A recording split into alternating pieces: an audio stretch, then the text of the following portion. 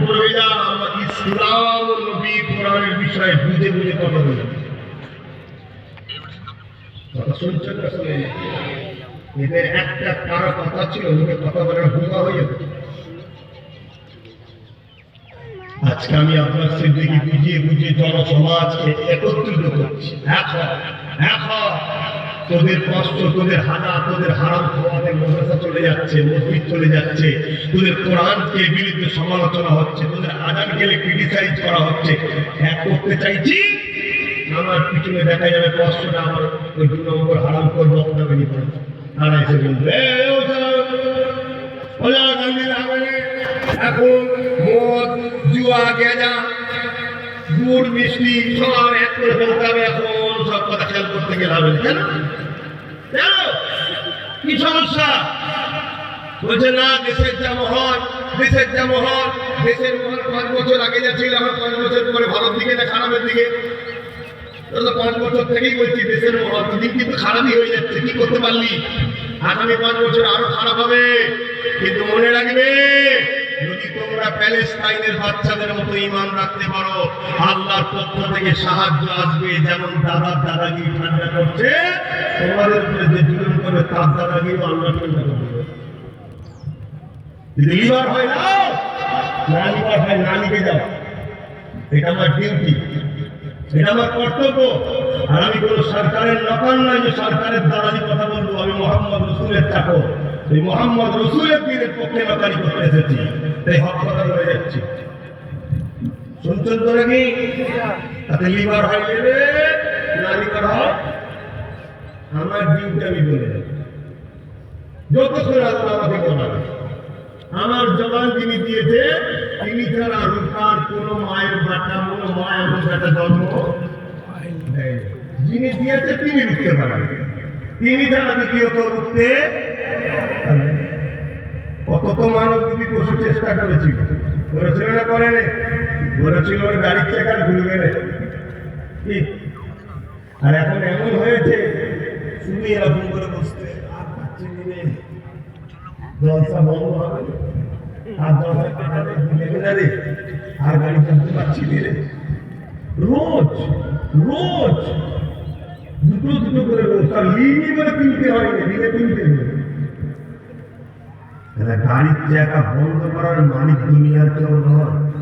যদি কেউ বন্ধ করে, তিনি যিনি আজকে নিয়ে এসে ঘুরিয়ে ঘুরিয়ে নিয়ে এসছে, তিনি কে? তার উপরে ঈমান রাখো, তার উপরে ভরসা রাখো। তাকে ছাড়া কাউকে ভয় করবে না।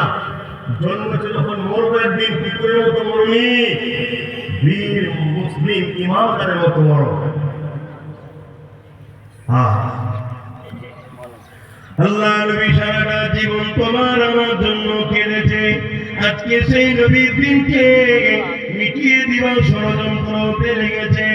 এ মুসলমান, যে হাতিয়ারটি আমার নবীর দিনকে মিটাতে চায়, ওই হাতিয়ার তৈরি করো নবীর দিনকে ডিফেন্স করে বাঁচাবার জন্য।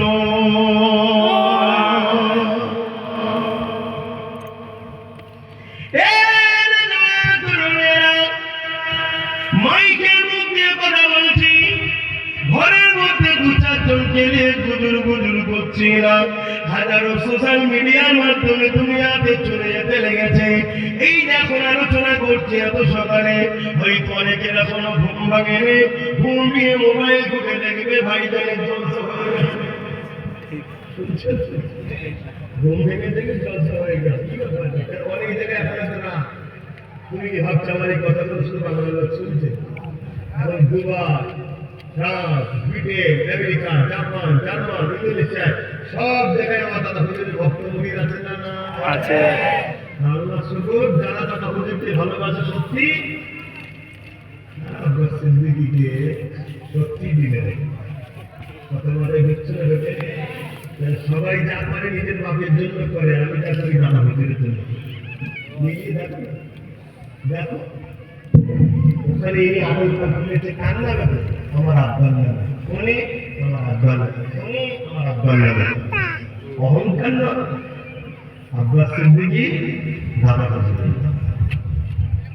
আমার বাপ মানে সিদ্দিকী নাম করতে পারতাম তো, করেছি। কেন? যেখানে দাদা হুজুর সাইনবোর্ড থাকে ওখানে পারমিশন লাগবে না, সবাই এন্ট্রি হতে পারে, বুথ খুলে যাবে, বুথ খুলিয়ে আলাদা, ঠিক না বেটি? কিন্তু যে লিখে দিই আমার বাপের নাম, তাহলে তো আমার ছেলে বলতে পারে হ্যাঁ ঠিক না, এটা আমার দাদু, কি বলতে পারে না বাবা, তুই দাদা হুজুর লিখে থাকে বুঝতে পারো, তখন বলবে দাদা হুজুর তো দেখা নাকি, কি বলতে পারবে না? বলবে হ্যাঁ, বুক খুলিয়ে বলবে, বুক খুলিয়ে বলবে। আমি তোমাদেরকে বলে যাচ্ছি দাদা হুজুর আমারও দাদা হুজুর, কিন্তু এটাও মনে রাখবে আমারও দাদা হুজুর পরে একদল বেরিয়েছে আমার, আর দাদা হুজুরের ফোন দিয়ে আমার গাল দেয়, এরকম যেন তোমার চিনি করে ধরবে সেই এজিদের মতো হয়ে গেছে, এজিদের মতো। এজিদ বলতে রসুল আমারও যখন রসুল যাকে চুমা দিতে কাঁধে বসেছে হুসাইনের বিরুদ্ধে আমার ধরি না, এরকম বলবে না।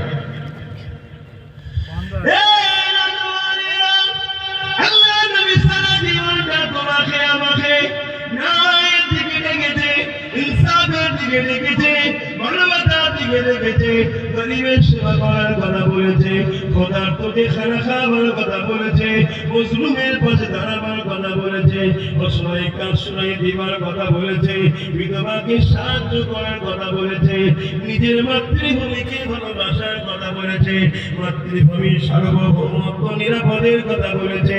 আজ নবীর উম্মত দাবি করে, মৌলানা মুফতি দাবি করে, আজ যদি আমি জালিমের সাথে শান্তি, গরিবদের হয়ে যারা লোটে তাদের সাথে শান্তি, বিধবাদের হক যারা দেয় না তাদের সাথে শান্তি, দেশের সঙ্গে যারা গাদ্দারি করে তাদের সঙ্গে যদি হাতে হাত মিলায়, তাহলে মনে রাখতে হবে এইটা এ নবীর ওলামা দাবি করেছে ঠিকই, কিন্তু এ মুনাফিক হয়ে গেছে।